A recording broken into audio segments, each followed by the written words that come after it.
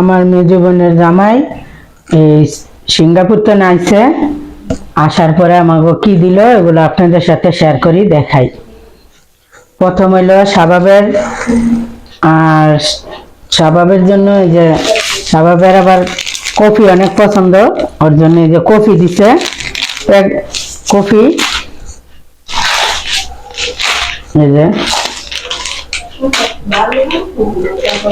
Singapore থেকে আসছে আজকে, কফি আনছে, কফি দিছে শাবাবের, কফিটি দিছে। তারপরে যে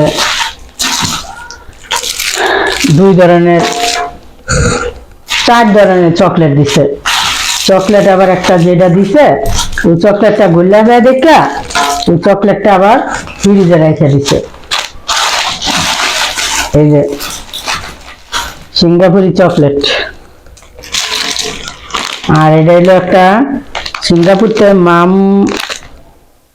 মামা উলফার আনছে, ওই মামা উলফার দিছে এক প্যাকেট, আর একটা বিস্কিট দিছে এক প্যাকেট।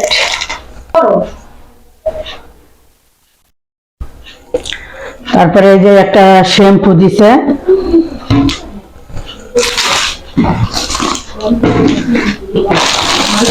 তারপরে একটা সাবান দিছে, একটা মেরিল দিছে, একটা পেস্ট দিছে, আর একটা এই যে মাথা ব্যথার পানির মতন একটা মেডিসিন আছে না, মাথা ধরলে এটা দেয়, এটা দিছে।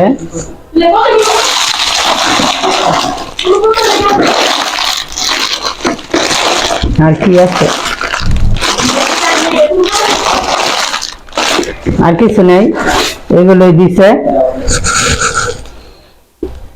সিঙ্গাপুর থাকতো অনেক বছর, তারপরে আইসা পড়ছিল, আইসা আবার ফিরা নতুন করে আবার গেছিল, এক বছর থাকা আবার আইসে বাংলাদেশে। এখন এগুলা শাবাবকে দিছে, শাবাব রিফায়া কফি চকলেট এদি বাইসার একটা বড় একটা চকলেট দিছে, ওই চকলেটটা ফ্রিজে রাখিয়ে দিছে, ফ্রিজে না রাখলে তো বললে যাবে, ওই কারণে ফ্রিজে রাখা হয়েছে। আর এই যে সাবানটা আছে না, এই সাবান আমার একজন একবার একটা বিদেশি সাবান দিছিল, কিন্তু এই সাবানটার গন্ধ আমার ভাল লাগে না, কিন্তু কেমন জানি একটা গ্রান ভাল লাগে না এই সাবানটা, তাই দিছে ব্যবহার করুন। আর বিদেশি শ্যাম্পু সাবান এগুলা আমার বাংলাদেশ বিদেশ থেকে যাই আনে দিলে এগুলা ব্যবহার করলে মানে চুল মনে হয় কি পানি ভালো না দেখে মানে চুল খুশখুশে হয়ে যায়, ভাল লাগে না। কিন্তু এই জিনিসটা আবার ভালো আছে, এই জিনিসটা মনে করেন অনেক মাথা ব্যথা করলে দিলেও মানে সাথে সাথে কমে যায়। এই যে এটা হলো এরকম একটা পানি, কিন্তু এটার এই বোতলের ভিতরে অনেক বড় বোতলও আছে, এই বোতলটির ভিতরে অনেক বড় বোতল আছে। মনে করেন এটি অনেক আগে আবার যে আমার ভাই একটা আবার সিঙ্গাপুর থাকে তো, ও ফাটাইতো আনতো, তখন এত বড় বড় বোতল আসছিল, মানে এটি অনেক দিনে ব্যবহার করছিল শাবাবের বাবায়। আর আবার এই মাথা ব্যথা ধরতো বা ঘরে যে কোনো মানুষের দিতে পারতো, কিন্তু এগুলা দিছে পাঠাইছে আমার, আনছে আমার দিয়ে গেছে। তো এগুলো আপনাদের সাথে শেয়ার করলাম, ভিডিওটা দেখবেন কি কি দিছে। এই একটা পেজ দিছে বিদেশি, একটা মেরিল আছে সাথে, এটা তোর গ্যারান নাই, এটা শীতের ভিতরে কামে লাগবো।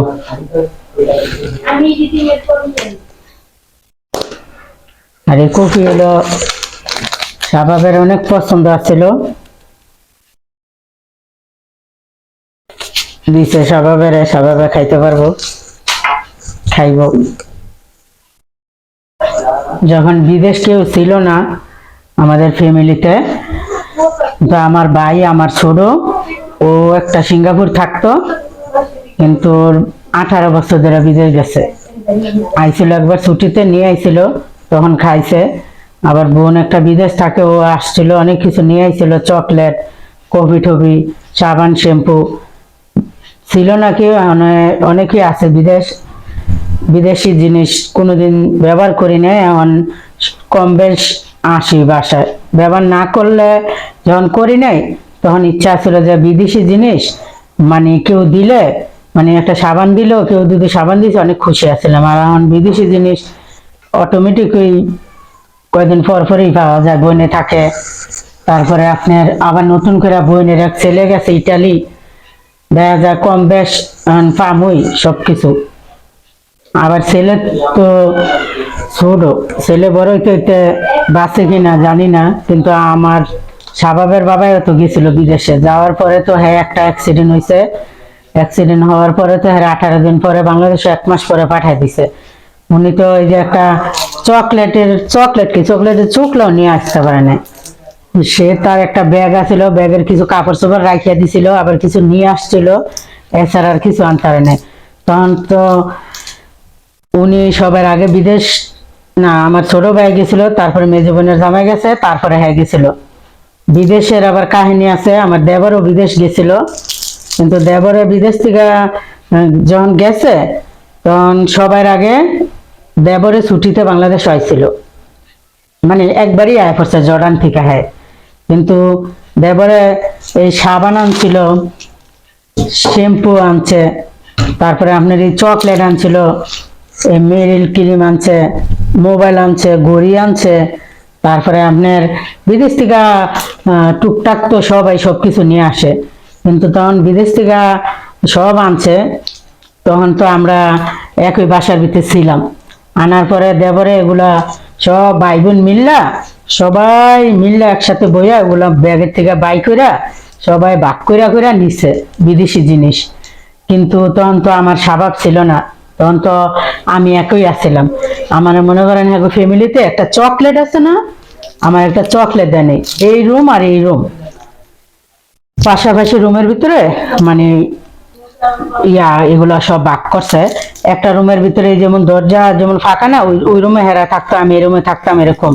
কিন্তু আমার এরকম একটা চকলেট দেয়নি যে এগো ইচ্ছা হেরা ভাগ করছে।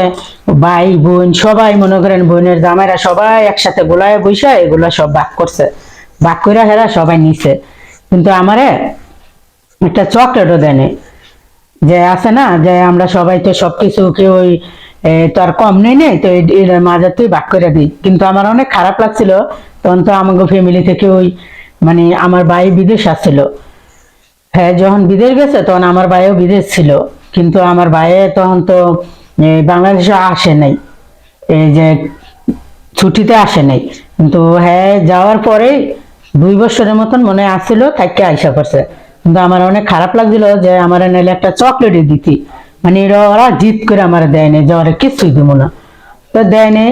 আমার খারাপ লাগলেও কিছু করে নেই, যে না দিলে তো কিছু করে নেই। আজকে আমার বাইরের হইলে তো এই বাইরের জিনিস আনলে এই দায়িত্ব ছিল আমার, সবাই আমি ভাগ করে দিতাম। মানে দেবরের জিনিস যদি ফ্যামিলির মানুষের শ্বশুর শাশুড়ি সবাই তো আছে, যদি না দেয় আমার তো এনে কোনো ইয়া নাই। কিন্তু এরা তো ওই জিনিসটা আনছে, ভাগ করছে, খাইছে, সবকিছু সমান করে নিয়ে গেছে, আমার দেয় নেই। কিন্তু আমার ওই সময়গুলো ওই জিনিসগুলো কিন্তু শেষ হয়ে আছে, কিন্তু আমার কথাটাই রয়েছিল। কিন্তু আজকে আমার ভাই একটা সিঙ্গাপুর ছিল না, ও ছুটিতে আইছে, ছুটির আগে মনে করেন দামি দামি মনে করেন এই কফি আছে না, এটি তো ছোট প্যাকেট, এটি খাইতে মজা না, বেশি ভালো লাগে না। কিন্তু ও যখন মানুষের কাছে খাবার দিত এই কফিগুলো, শাবাবের বাবারে মানে এত বড় বড় প্যাকেট বইরা বইরা ফাটাইতো, এত বড় প্যাকেট ছিল। ওই কফি একটা কফি দিয়ে 3 জন 4 জনও খাওয়ান যেত, এত মজা ছিল। দুধ চিনি এগুলো কিছু মিলাইতে হইতো না, সব মিলানো ছিল। কিন্তু হ্যাগো খাবার তো শেষ, হ্যাগো ফ্যামিলিতে কিন্তু কেউ বিদেশ নাই, কিন্তু আমার দেয় নেই, জিনিসগুলো শেষ হয়ে গেছে।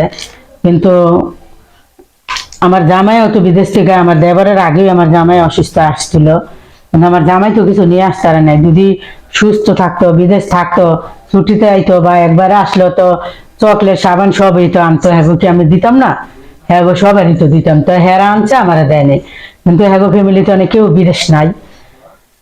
আমার দেবরও তো একবারই আইসা করছিল নাই, কিন্তু এখন আমার ফ্যামিলিতে আমার আমার ছোট বোন একটা সুইডেনে থাকে, আবার আমার ছোট ভাই সৌদি সিঙ্গাপুর থাকে, তারপরে যে বোনের হাজবেন্ড আসছিল, এরপরে বোনের ছেলেও গেছে, মেজো বোনের ছেলে সিঙ্গাপুর থাকে, আবার একদম বড় বোনের ছেলে ইটালি গেছে। এখন আমি যদি কারোর জন্য যদি কিছু নাও পাঠায়, কিন্তু আমার স্বভাবের জন্য স্বভাবের চাও লাগবে না। মানে এর ভিতরে মনে করেন বোনের ছেলে আছে ইটালি, চাওয়া লাগবে না, স্বভাবের কি লাগবো, ঠিক মতন কাজ কাম করলে লোক হোক নাইলে কুরিয়ার মাধ্যমে হোক, স্বভাবের লাগা সবকিছু দিব। আর আমার ছোট ভাই আছিল, যখন মানুষ আইলে পাঠাইতো জিনিস, একটা দুইটা না, আর কম দামি কোনো জিনিস আনতো না, সব বেশি বেশি বিদেশি জিনিস আসছিল না। কেউ বিদেশ ব্যবহার করে নেয়, অনেকে গ্রামের আত্মীয় স্বজন বিদেশ আইলে তো আর সবাই সবার সবকিছু দিত না, কিন্তু আইলে অনেক খুশি হতো যে আমাকে যদি কেউ বিদেশ থাকতো এরকম আমাকে লাগা সবকিছু পাঠাইতো। কিন্তু এখন বিদেশি জিনিসে কোনো আফসোস নাই, কম বেশ তো ব্যবহার করছি দেখছি। এই যে প্যাকেট ট্যাং আনছিল, এর আবার মাল বেশি আছে দেখে হ্যাঁ আনতে পারে নাই, এয়ারপোর্টের ভিতর থেকে ছোট ভাই টাকা দিছে, টাকা দাবিলে কিনে আনছিল, ট্যাংটা আনছে। আর এই যে ছোট ভাই টাকা দিয়া এই যে এই কফি গুলা খাইতে অনেক মজা, এই যে এই কফিটি আনছে, এটা হলো ছোট ভাইয়ের পকেট থেকে পাওয়া হয়েছে। এই যেটি এক প্যাকেট আনছিল, এক প্যাকেট এই যে এই কফিটা সবসময় এই যে পাঠাইতো, আর ওই আইসিল মতো নিয়ে আইছিল। এই কফিটা খাইতে অনেক মজা। এই যে এটা হলো ছোট ভাইয়ের পকেট থেকে হয়েছে, এটা ছোট ভাইয়ের পকেট থেকে যেগুলা আনছে সবকিছু সব আমার বাসায়, আমি আর আমার মেজো বোন পাশাপাশি থাকি।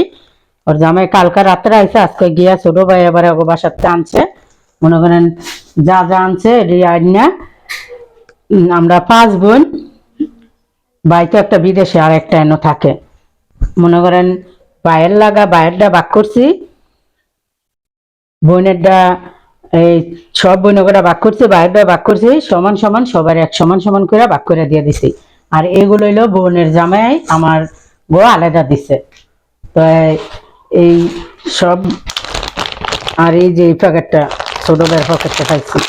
তা আমরা তো এই যে ভিডিও করতেছি, প্রতিদিন ভিডিও ছাড়িয়ে আমাদের ভিডিওগুলো দেখবেন, আমাদের ভিডিওর পাশে থাকবেন, লাইক করবেন, শেয়ার করবেন, আমার ভিডিওটি বেশি বেশি দেখবেন। যে যেখানে আছে ভালো থাকবেন, আর আমার মার জন্য দোয়া করবেন। আমার মা তো মারা গেছে, আমার মার জন্য আপনারা সবাই দোয়া করবেন। আমার মায়ের একটা এরকম মানুষ ছিল, মনে করেন 5 ওয়াক্ত নামাজ পড়তো, কোরআন শিব পড়তো, তারপরে আমার মায়ের তাহাজ্জুদ নামাজ পড়তো, আমার মা এই রাত্রিতে উঠে 3টা বাজে কোরআন শিব নামাজ পড়তো। আর আমার মায় অনেক সুন্দরভাবে মারা গেছে।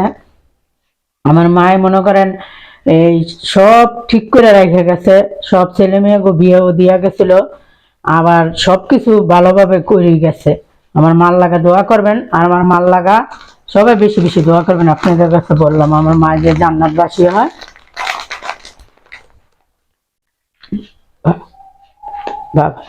আর আমার বাবাও মারা গেছে 8 বছর আগে, আমার বাবার লগে দোয়া করবেন। আর আমরা সবার মা বাবা যারা কবরে আছে তাদের জন্য আমি নামাজ পড়ে দোয়া করি, সবাই সবার জন্য দোয়া করবেন। এডুই ময়মুরব্বী বা ছোট বড় যারা কবর আছে সবার জন্য, সবার মা বাবার লাগা আমি দোয়া করি। তাই আপনারা সবাই দোয়া করবেন সবার জন্য। আর সবাই তো চিরদিন বাচ্চা থাকবো না, সবার মতনই সবাই যাইতে হইব। যতদিন আছে এতদিন আমরা খাওয়ার জন্য, পড়ার জন্য, মানে আমরা কাজ কাম করতে হইব, সবকিছু করতে হইব, আবার সবই করতে হইব। এখন তো মায়ের বাচ্চা নাই, এই যে কত কিছু বাইরে পাঠাইছে, এগুলো দেখলে তো মায় অনেক খুশি হইতো। কিন্তু অনেক ইতিহাস আছে বাইরে নিয়ে, এটা এক সময় বলবো আপনাদের সাথে মোবাইলে। মায় তো মরে আছে, ইতিহাসগুলো আমি আপনাদের সাথে তুলে ধরবো একদিন, যে আমার বাইরে আমার মার সাথে কিভাবে কি হয়েছিল, এগুলো আমি এক সময় বলবো। তাহলে ভালো থাকবেন আপনারা যে যেখানে আছেন। আসসালামু আলাইকুম, আল্লাহ হাফেজ।